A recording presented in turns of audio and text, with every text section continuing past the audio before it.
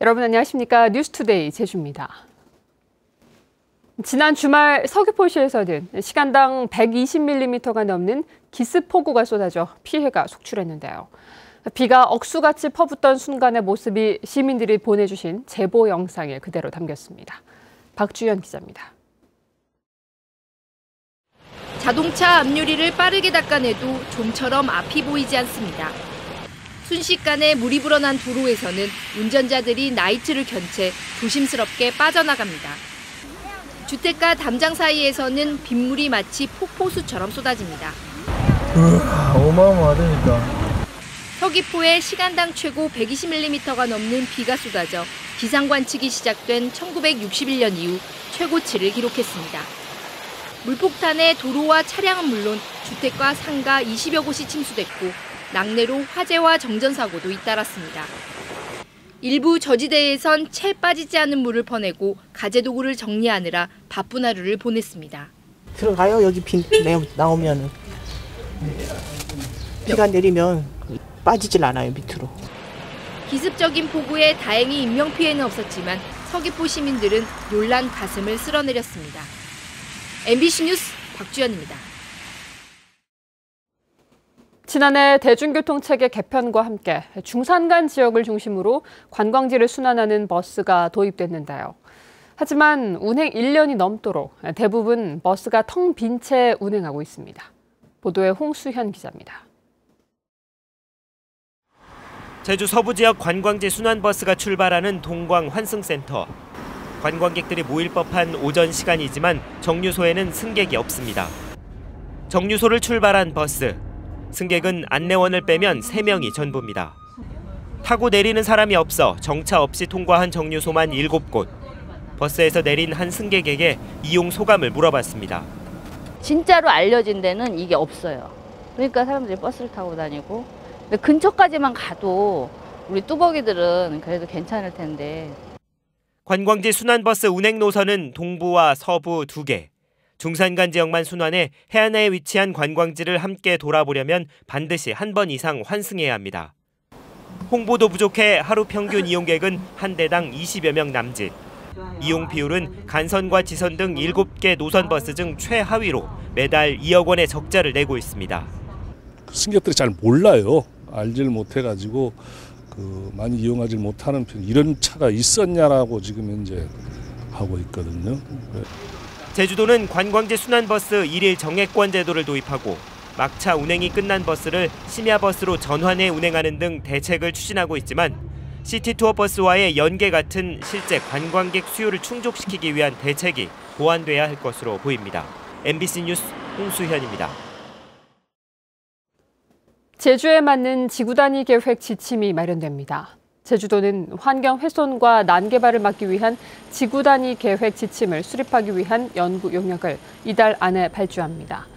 지침에는 계획 허가제나 사전 협상제 등의 새로운 도시계획 기법과 대상 사업의 유형별, 부문별 세부 기준을 구체적으로 담아 허가와 심의 기준으로 활용할 방침입니다. 제364회 제주도의회 제1차 정례회가 오늘부터 오는 21일까지 19일간의 회기로 열립니다. 이번 정례회에서는 도정 질문과 교육행정 질문을 하고 2017년도 세입세출 결산을 심사합니다. 또 사회 성과 보상 사업 운영 조례안을 비롯한 조례안을 심사하고 올드 상하이팜 농어촌 관광 휴양단지 환경영향평가 동의안 등을 처리합니다. 한편 신화월드 상하수도 문제에 대한 특별 업무 보고와 원희룡 지사를 상대로 행정체제 개편과 블록체인 특구, 제주공항 주변 개발 계획 등에 대한 행정 질문이 진행될 예정입니다.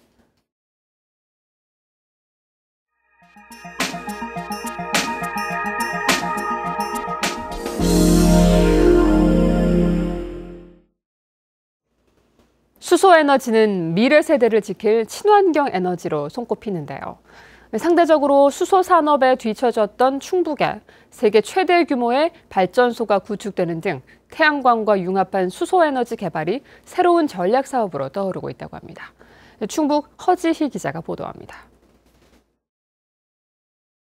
사람 키의 2배 정도 되는 사각형의 물체, 건물 안과 집 밖에도 설치돼 있습니다. 오염물질 배출이 없어 굴뚝 없는 발전소로 불리는 수소연료 전지입니다. 가스에서 채집한 수소를 공기 중 산소와 반응시켜 전력을 생산합니다. 진천의 한 민간 기업이 이런 수소연료 전지를 5,200억 원을 들여 세계 최대 규모인 80메가와트급으로 내년 9월까지 설치합니다. 이곳에서 80메가와트급 수소 연료가 안정적으로 생산되면 화석 연료와 비교해 29만 톤의 이산화탄소 배출을 줄이는 등 소나무 210만 그루를 심는 것과 같은 효과를 볼 수 있습니다. 제3세대 연료전지는 일반 1세대나 2세대처럼 그 열원이 나오지 않겠고, 그래서 이제 굴뚝이 없습니다. 오로지 전력만 생산하게 되기 때문에 이제 환경적으로나 소음적으로 봤을 땐 훨씬 더 안전적입니다. 현재 충전소가 한 곳도 없는 등 타 시도보다 수소 에너지 생산에 뒤처졌던 충청북도도 태양광과 융합한 수소 에너지 개발에 나섭니다. 석유 발전소의 부생 수소 같은 기존 원료가 아닌 태양광 전기를 물과 결합하는 방식입니다. 또 그 전기를 가지고 대청호라든가 충주 물이 상당히 많거든요. 그래서 그 물을 전기 분해를 통해 가지고 수소를 생산해서, 그래서 그 수소를 가지고 수소차를 돌리고 또 수소 에너지 발전을 하고. 이를 바탕으로 보은과 옥천, 영동 등 남북권의 연료 발전 단지 구축을 검토 중입니다. 다만 기존은 부생 수소를 원료로 하는 발전소보다 효율이 떨어져 관련 기술 개발이 필요합니다. 지구온난화와 석유 자원 고갈로 전 세계가 친환경 수송 에너지로 수소를 지목한 가운데 정부는 수소차 활성화에 2020년까지 5조 원을 투입할 계획입니다. MBC 뉴스 허지입니다. 다양한 맛과 향을 자랑하는 수제 맥주를 찾는 사람들 많습니다. 이런 가운데 지역 농산물을 활용한 수제 맥주가 잇따라 출시될 예정이어서 애호가들의 관심을 끌고 있습니다. 대구 한태연 기자가 보도합니다. 한 달 가까이 발효와 여과 등의 공정을 거친 맥주가 유리잔에 담깁니다.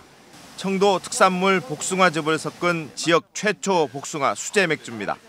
복숭아의 달콤한 풍미가 시중에 판매되는 맥주와는 차이가 납니다. 맥주를 만들 때 그 당도보다는 복숭아가 갖고 있는 그 향이 굉장히 중요하거든요. 그 향이 좋아야 그 맥주도 그 굉장히 좋은 향을 갖고 있는 맥주를 만들 수가 있겠죠. 개성 있는 맛과 향을 자랑하는 수제 맥주 시장이 커지면서 청도 11개 농가가 협동조합을 결성해 수제 맥주를 팔기로 했습니다. 청도 대표 농산물이 복숭아하고 감이라서 그걸 소진할 수 있는 방법이 뭘까 생각하는 차에 기술센터하고 연결이 돼서 이 사업을 같이 하게 됐고, 국내에서 재배된 보리로 만든 맥주도 출시됩니다. 20년 넘게 맥주 회사에서 일한 문준기 대표가 달성군 농업기술센터의 도움을 받아 다이안과 흑호 두 종류의 보리 종자로 토종 맥주 생산에 도전했습니다. 지역 맥주 브랜드인 달성을 달고 오는 11월 맥주 애호가들에게 선보일 예정입니다. 국내 원료로 대체했을 때는 상당한 그 의미가 있고 또 품질이 좋다면은 당연히 그 제품이 많이 팔릴 거로 생각하기 때문에 저는 그렇게 지금 한번 추진을 하고 있습니다. 대구와 경북에서만 맛볼 수 있는 새로운 수제 맥주가 지역 소비자의 관심을 끌지 주목됩니다. MBC 뉴스 한태연입니다.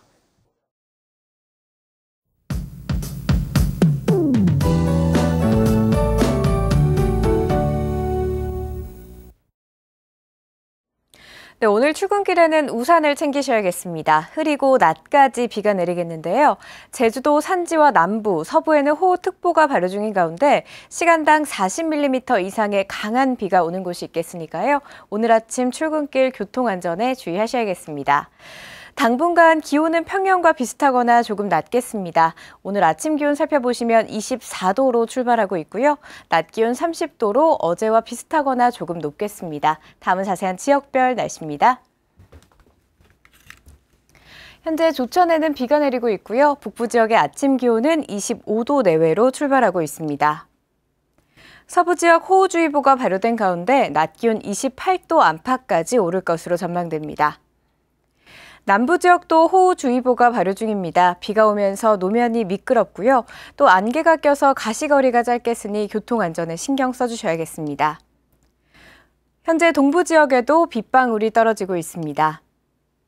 산지는 호우경보가 발효 중입니다. 안전사고에 각별히 주의하셔야겠고요. 우도에는 빗방울이 떨어지고 있고 그 밖의 지역은 흐린 하늘 보이고 있습니다. 남쪽 먼바다에는 풍랑주의보가 발효 중인 가운데 물결은 최고 4m까지 높게 일겠습니다. 항해나 조업하는 선박은 주의하시기 바랍니다. 현재 대구공항에는 운고특보가 발효 중이고요. 제주공항은 흐린 하늘 보이고 있습니다. 주간 날씨입니다. 내일은 새벽에 비가 온 후 차차 그치겠고요. 금요일 오후에 또 한 차례 비 소식이 있습니다. 기상정보였습니다. 어제 저녁 7시 40분쯤 서귀포시 남원읍 남원 119센터 교차로에서 승용차와 오토바이가 충돌해 오토바이 운전자인 36살 임모 씨가 크게 다쳐 병원으로 옮겨졌지만 숨졌고 승용차 운전자인 58살 고모 씨도 부상을 입었습니다. 경찰은 신호등이 없는 교차로에서 서로를 보지 못해 사고가 난 것으로 보고 있습니다. 제19호 태풍 솔릭으로 피해를 입은 도로시설물이 90여 건에 이르는 것으로 조사됐습니다. 제주도에 따르면 지방도 17개 노선 572km 구간에 대한 도로시설물 태풍 피해 현황 조사 결과 표지판 전도와 파손 등 피해가 95건으로 집계됐습니다. 제주도는 이 가운데 비교적 피해 규모가 적은 90건에 대한 긴급 복구를 마쳤고 나머지 5건은 예산을 확보해 복구할 계획입니다. 제주도는 오는 14일까지 도내 8개 카지노 업체를 대상으로 외상 게임인 크레딧 운용과 관리 실태를 조사합니다. 한국은행과 함께 조사반을 구성해 진행되는 이번 조사에서는 크레딧 제공과 상환 내역서를 바탕으로 지난 2016년 이후 현금 흐름과 대손 처리 여부 등을 확인하고 업체 의견을 들을 계획입니다. 이번 조사에서 불법 사항이 확인되면 행정 조치하고 불합리한 점에 대해서는 제도 개선 방안을 마련할 방침입니다. 제주도는 남조로와 비자림로가 만나는 제주시 조천읍 교래사거리 구간의 차량 정체를 개선하기 위한 도로 개선 사업을 내년 2월까지 마무리하기로 했습니다. 이번 사업에는 예산 80억 원을 들여 현재 2차선인 진입로를 250m씩 4차로로 확장해 우회전과 좌회전 차로를 신설하고 감흥식 신호체계를 도입합니다. 추석 연휴를 앞두고 건설 현장에 대한 실태 점검이 이루어집니다. 제주도는 오는 10일부터 21일까지를 건설 현장 실태 점검 기간으로 정하고 관급공사 30억 원 이상과 민간공사 50억 원 규모 이상의 공사 현장 52곳을 대상으로 시공 실태를 점검합니다. 이번 점검에서는 공사장 주변 통행 불편과 미관 저해 사항을 포함해 임금과 대금 체불 현황과 불법 하도급 계약 행위를 집중 점검합니다.